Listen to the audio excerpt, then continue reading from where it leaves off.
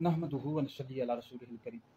एक सवाल हमारे पास आया कि ये जो शेर इमाम शाफी रहमतुल्लाह अलैह की तरफ मंसूब है, इनका रिफ़दन हुब्बु आले मोहम्मदिन फलयशहद सकलान राबदी, कि क्या वाकई ही इमाम शाफी रहमतुल्लाह अलैह का शेर है या आपकी तरफ मंसूब है। तो इस हवाले से जो राफजी हैं, शीए बहुत ज़्यादा शोर में जाते हैं और कहते हैं जी देखो जी इमाम शाफी रहमतुल्लाह अलैह ने भी अपने आप को राफजी कहा है, शिया कहा है। तो सबसे पहली बात यह है कि ये इमाम शाफी रहमतुल्लाह अलैह का शेर नहीं है, ये आपकी तरफ मंसूब है। ये इमाम शाफी रहमतुल्लाह अलैह का जब विसाल हुआ तो आपके बहुत अरसे के बाद ये जो शेर है, दीवान शाफी एक किताब है, उसमें ये शेर मौजूद है। इनका रिफ्दन हुब्बु आले मोहम्मद इन फल यशहद सकलान इन राबदी, कि अगर आले मोहम्मद से मोहब्बत करना रिफ्ज है तो सकलान गवाह रहे हैं, जिन्होंने से गवाह रहे हैं कि मैं ही राफजी हूँ, मैं राफजी हूँ, शिया हूँ। तो इमाम शाफी रहमतुल्लाह अलैह की तरफ मंसूब है, आपका शेर नहीं है, दीवान शाफी में मौजूद है। तो ये दीवान शाफी ये बहुत बाद में लिखी गई है और इमाम शाफी रहमतुल्लाह अलैह की तरफ जो मंसूब एक शेर था वो इसमें नकल कर दिया गया।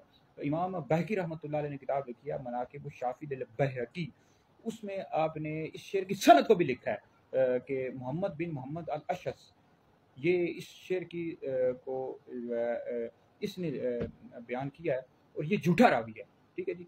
तो ये झूठी सनद को बयान करता है, मोहम्मद बिन मोहम्मद अल अशस ये झूठी सनद को बयान करता है। तो इमाम शाफी रहमतुल्लाह अलैह की तरफ मंसूब है आपका ये शेर नहीं। अगर फ़र्ज़ करें मान भी लिया जाए इमाम शाफी रहमतुल्लाह अलैह का शेर है, तो आप ये बताना चाह रहे थे कि जो रावजी शिये आले बैत की शान अज़मत बयान करते रहते हैं, अपनी तरफ से झूठी बातें बयान करते रहते हैं जो हदीस में आई नहीं है।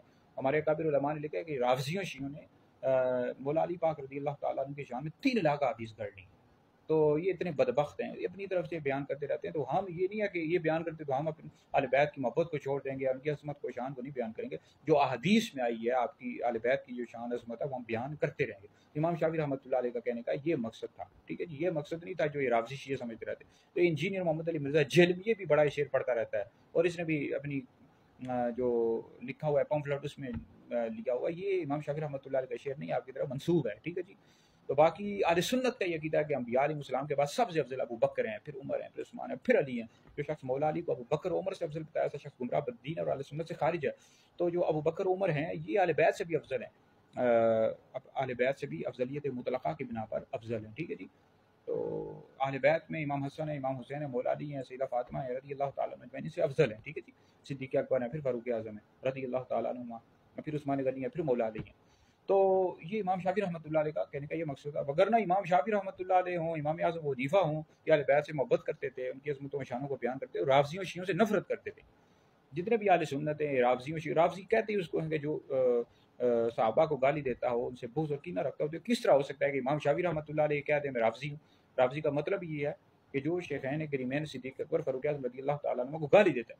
तो इमाम शाफी रहमतुल्लाह अलैह की तरफ मंसूब शेर है, या आपका ये शेर नहीं है। लिहाजा इसको ये खुतबा हमारे अहले सुन्नत के वो भी बयान करते रहते हैं, शेर को पढ़ते रहते हैं। इस शेर को नहीं पढ़ना चाहिए, ठीक है। अगर पढ़ें भी तो इसकी फिर वज़ाहत भी करें, जो ये वज़ाहत की है। वीडियो सुने, दीगर लोगों तक पहुँचाएँ, आप लोगों के लिए बहुत बड़ा सदका जारी है।